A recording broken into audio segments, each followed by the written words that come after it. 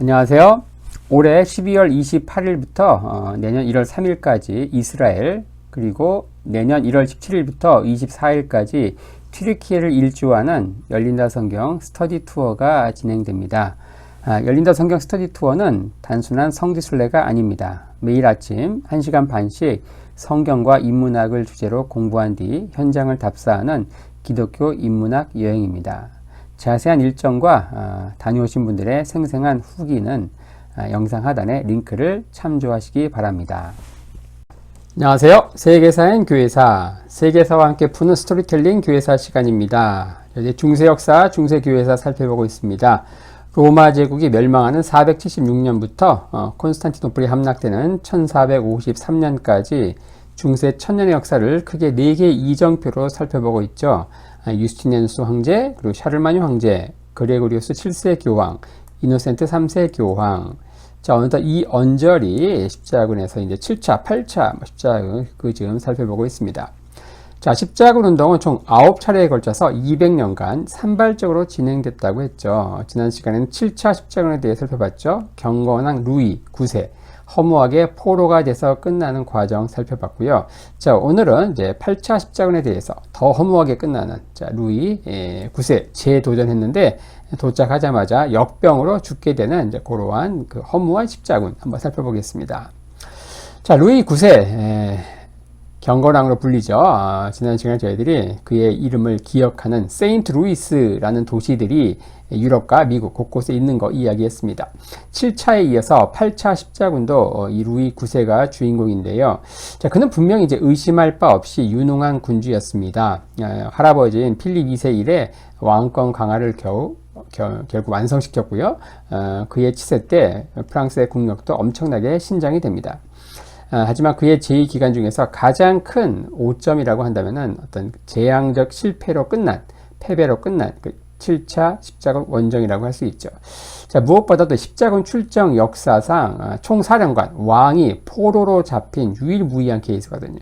자, 그래서 결국 4년 후에 그는 왕실 재정의 거의 3분의 1을 탕진하면서, 보석금으로 탕진하면서 겨우 풀려났죠.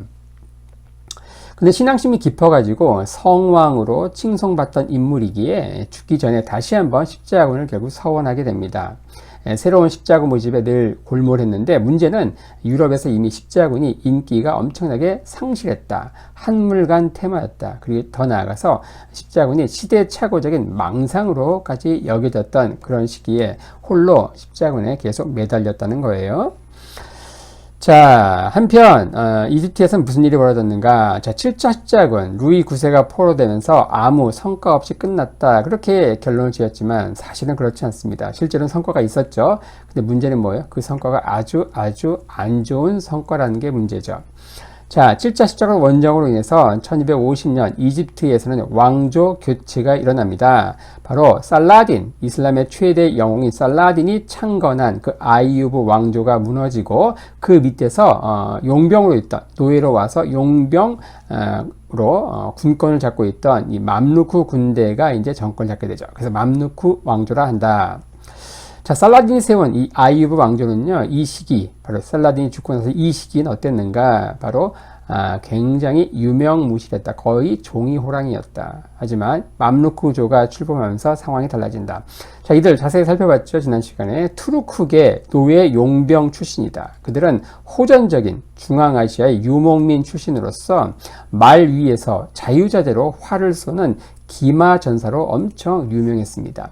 그래서, 바그다드, 아바스 왕조의 그 바그다드 칼리프의 친위대 군사로 명성을 날렸죠. 당근 전쟁한다고 하면 이들은 탑 오브 탑이었어요.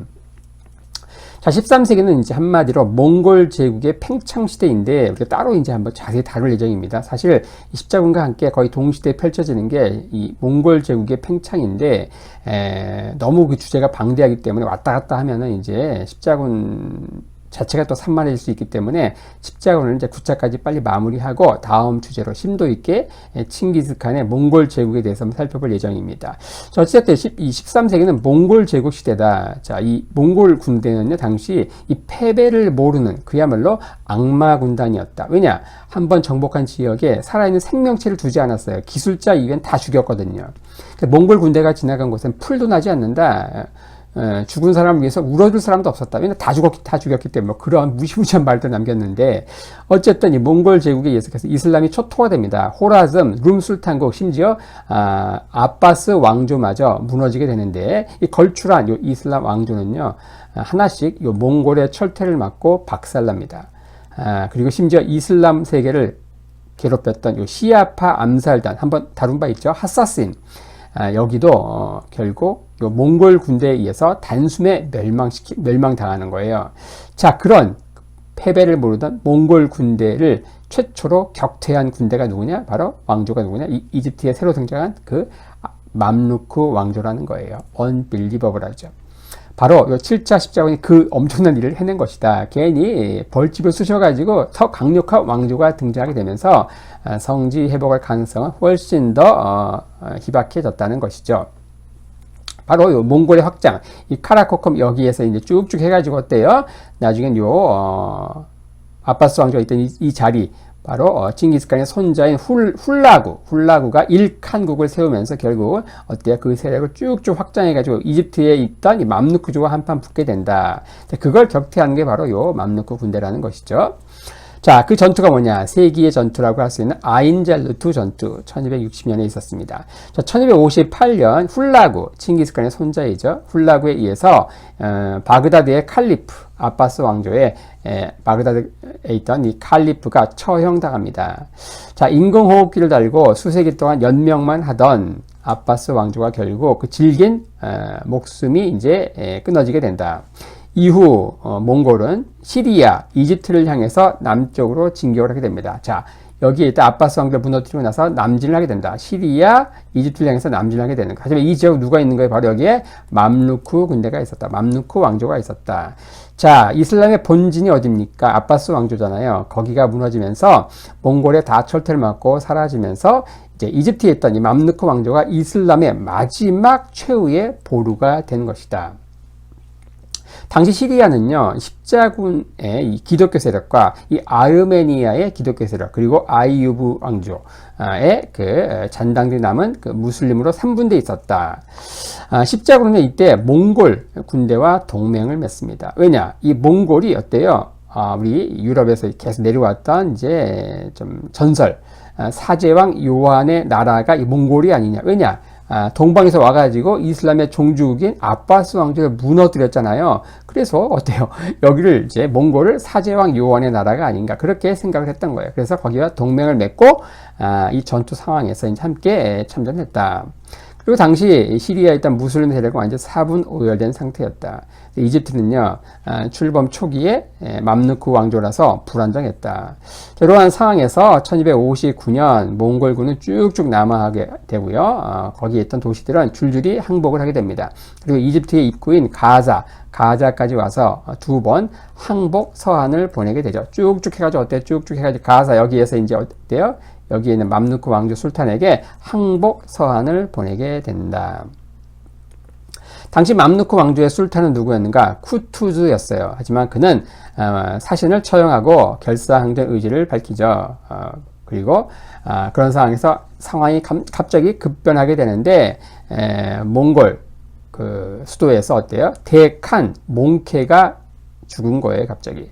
바로 칭기스칸 오고타이에 이어서 세 번째 칸이었던 구유크 뒤를 이어 등장한 게 누굽니까? 바로 요 몽케잖아요. 칭기스칸, 오고타이, 구유크, 몽케 이 4대 칸이었던 몽케가 갑자기 1259년에 죽으면서 어때요? 주력군이 쭉쭉 빠지게 된다. 자, 그런 상황에서 전투가 벌어지는 거예요. 몽골의 훌라구는요, 주력군을 이끌고 어때요? 몽골 초원 수도로 돌아갔고 또 돌아가서는 전쟁을 하려고 했는데 북쪽에 있는 이제 킵차크 칸국하고 자기들끼리 몽골이 내전 상태에 들어갑니다. 그러면서 주력군은 전부 그곳에 발이 묶인 상태였다. 자, 이러한 상황에서 맘루크조 술탄 쿠투주는 이제 몽골 사신을 처형하고 출정 채비를 갖춥니다. 결사항전을 외치고요. 이슬람 세계 최후 보루로서 왕조를 지키고자 했던 것이죠. 당시 이집트 맘루크 군대의 대부분은 보병이었고 몽골 군대는 기병이었어요. 그 다수의 보병이 소수의 기병과 근접전을 펼칠 수 있는 최적의 장소를 물색하다가 어디를 주목하게 되는가? 바로 아인잘루트 지역입니다. 그리고 그 지역으로 몽골 기병을 유인하는데 바로 여기는 몽골 기병이 활약할 수 없는 좁디 좁은 지형이었다. 그 유인전을 맡은 사람이 바로 나중에 술탄으로 즉위하게 되는 바이바르스였습니다. 당시 몽골은 이집트를 얕잡아보고 주력 군대를 몽골로 데려간 게 치명적인 패착이었습니다. 방심하고 또 지형에 대한 탐색도 전혀 부족한 상태였다. 당시 이집트의 무슬림은 화학이 굉장히 발달해서 폭약을 제조해서 실전에 사용했습니다. 몽골 말들은 그 소리에 놀라가지고 막 자빠지죠. 하지만 폭약 소리에 익숙했던 이집트 말은 대오를 유지했습니다. 이런 모든 상황들이 합쳐져가지고 이 전투에서 이집트 맘루크 왕조가 몽골을 격퇴하면서 완승을 거두게 되는데, 이렇게 하면서 이 몽골 군대의 서쪽으로 팽창을 막아낸 1등 공신이 누구였는가? 바로 이집트에 새로 등장한 맘루크 왕조였다. 1260년에 있었던 아인잘루트 전투, 이걸 세계 전쟁사에 기록된 유명한 전투이기도 합니다. 이후 이 맘루크 왕조의 수도인 카이로는요, 무슬림 세계의 중심지로 과거 바그다드가 누리던 역할을 대신하게 됩니다. 왜냐? 바그다드는 멸망했기 때문에, 아바스 왕조가 멸망했기 때문에 그렇죠. 처음에는 노예 왕조라면서 무슬림 공동체에서 무시받고 왕따 취급받던 맘루크 왕조였죠. 하지만 이제는 이슬람 세계의 보호자가 되는 그러한 아이러니 상황을 우리가 보고 있는 것이죠. 자, 아인잘루트 전투 어디서 벌어지는가? 바로 갈릴리오스 밑에 여기입니다. 여기에. 그래서 맘루크 군대가 올라오고, 그리고 몽골 군대가 내려오고, 여기서 전투가 벌어졌다. 여기서 몽골군이 대패하게 된다. 자, 바이바르스가 이 전투의 영웅이었는데, 그는 승리 이후 술탄 쿠투주를 암살하고 새로운 술탄으로 즉위하게 됩니다. 이 바이바르스가 이 맘루크 왕조의 실질적인 창건자, 건설자로 이제 기록되어 있는데, 그는 1261년 바그다드에 있던 최후 마지막 칼리프, 그 칼리프의 숙부를 데려옵니다. 아부 알 카심 아흐마드라고 한 사람을 데려와서 이집트에서 칼리프로 세우죠. 하지만 허수아비 칼리프죠. 그는 이제 술탄 즉위식에 불려나와서 왕권을 부여하고 이 통치의 법적인 신성함을 선언하는 그 이하 하지 않았습니다. 그리고 이게 1517년 오스만 투르크 셀림 1세에 의해서 멸망할 때까지 이 칼리프제는 바그다드에서 사라진 이후 이집트에서 무려 256년 더 지속되게 된다. 이러한 상황에서 십자군 이제 그 소왕국 가운데서 안디옥 공국이 멸망을 하게 되는데요. 안디옥 공국은 아인잘루트 전투, 그러니까 이집트의 맘루크 군대와 몽골 군대가 한판 세게 붙을 때 누구를 편드는가? 바로 몽골 편을 드는 거예요.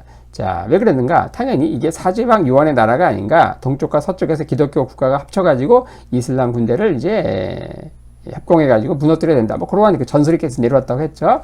하여튼 여기에서 몽골이 패배하면서 안디옥 공국은 궁지에 몰리게 된다. 도관에 든 쥐가 되는 것이죠. 마침내 1268년 술탄 바이바르스는 자신에게 반기를 든 대가를 톡톡히 치르게 합니다. 안디옥을 함락하고요. 그 도시를 아예 폐허로 만들어 버린다.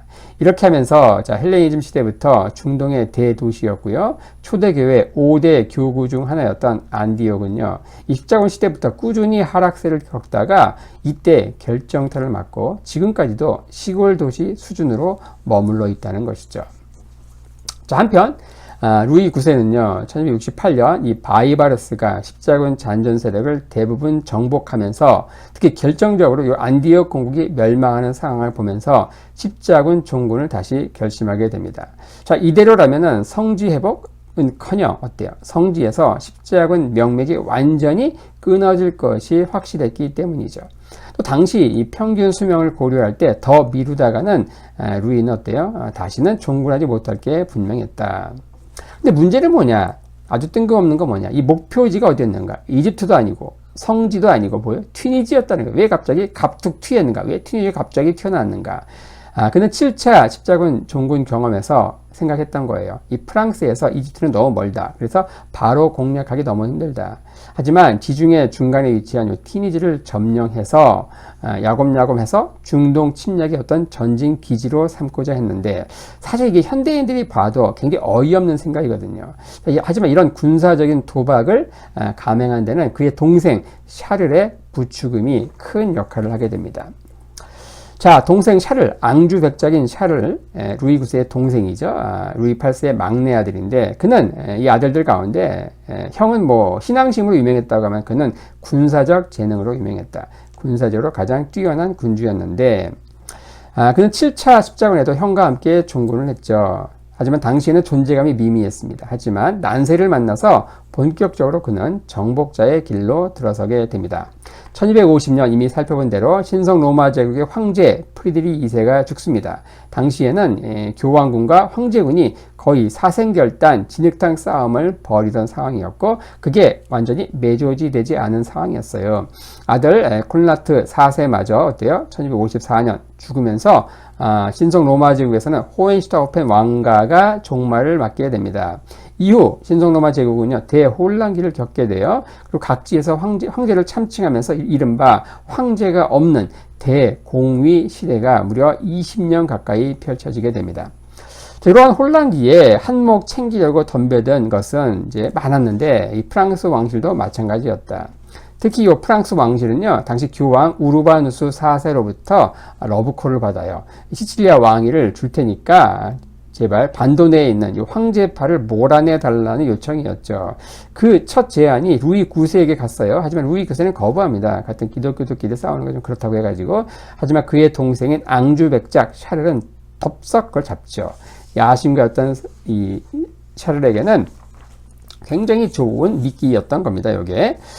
자, 그런 가운데 사실은 교황청은 신성 로마 제국 황제의 위협 때문에 다급한 마음으로 이 프랑스 왕실을 이탈리아 반도내로 불러들인 건데, 나중에 보면 알겠지만 이게 늑대 대신에 이리를 불러들인 것임을 알게 되죠.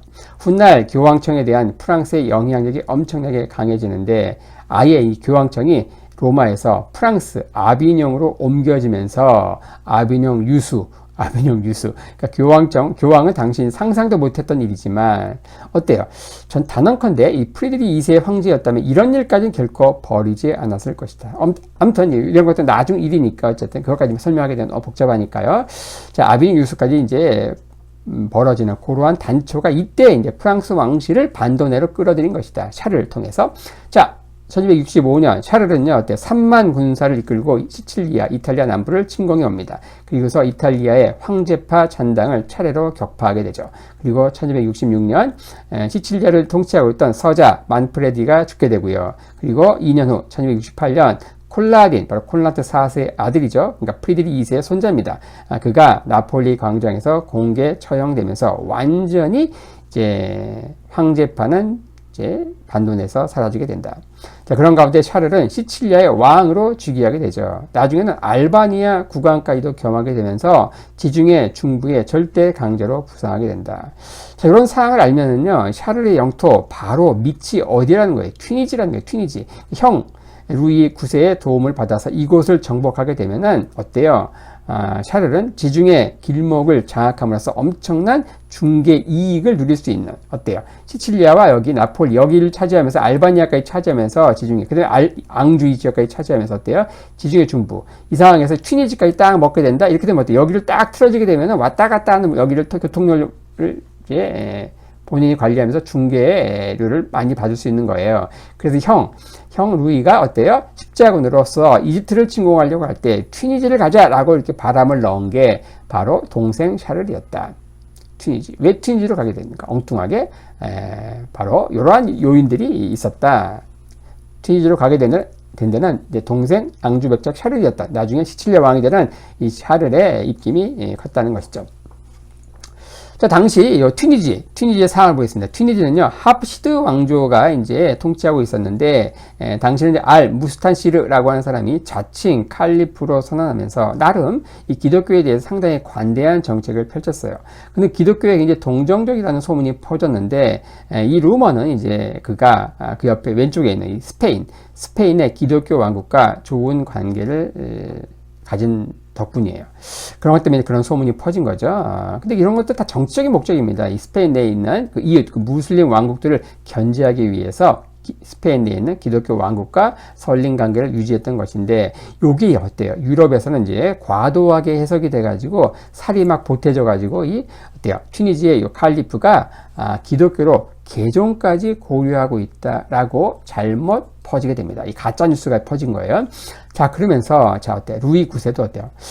뭐 이미 언급한 대로 뛰어난 통치자이긴 하지만 종종 이 현실 감각이 떨어지는 그런 결정을 하곤 합니다. 왜 그런가? 이 종교에 너무 심취해 있기 때문에 그래요. 그 종교의 영역을 정치의 영역으로 가져오게 되면 이런 엉뚱한 결과를, 엉뚱한 이제 결정을 하게 된다. 이러면서 이제 백성들이 정말 피곤해지는 그러한 상황이 발생하게 되죠.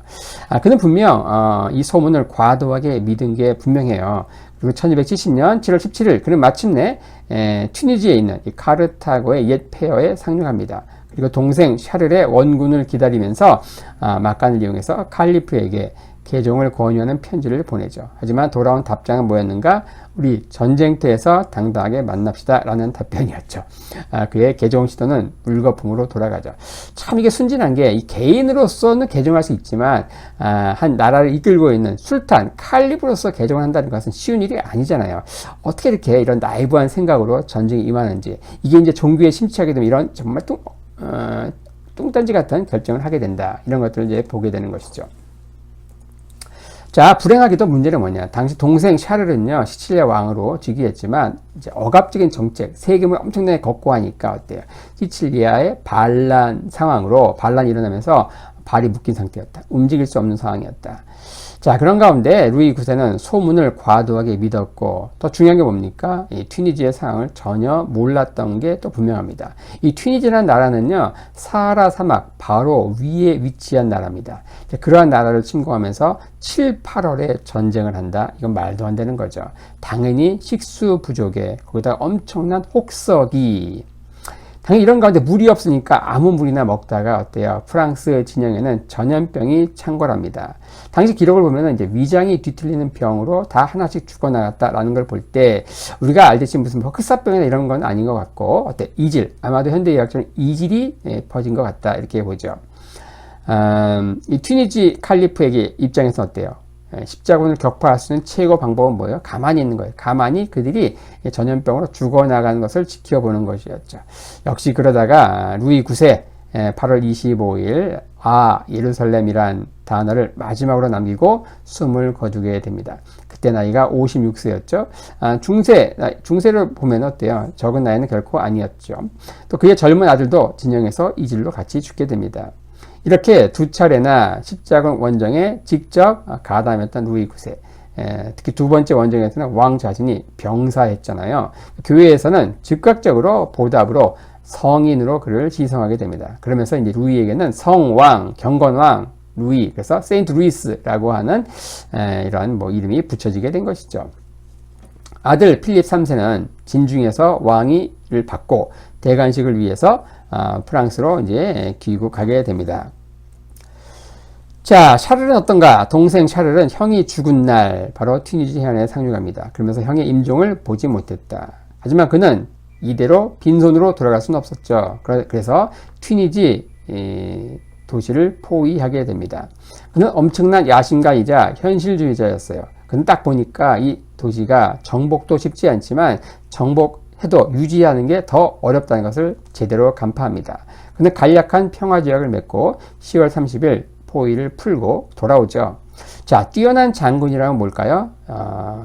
진격할 때도 알아야 되지만 물러나야 될 때도 알아야 된다는 겁니다. 괜히 똥꼬지 피우다가는 결국 피해만 더 커지는 것이죠.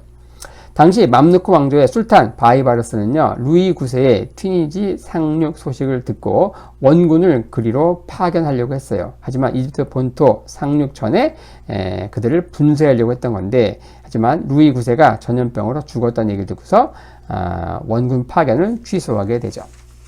자, 이렇게 하면서 오늘은 이제 8차 십자군, 이제 목표지를 튀니지로 삼았던, 하지만 도착하자마자 루이 9세가 전염병 이질로 죽게 되면서 허무하게 끝나는 요 8차 십자군에 대해서 한번 대략적으로 살펴보았습니다.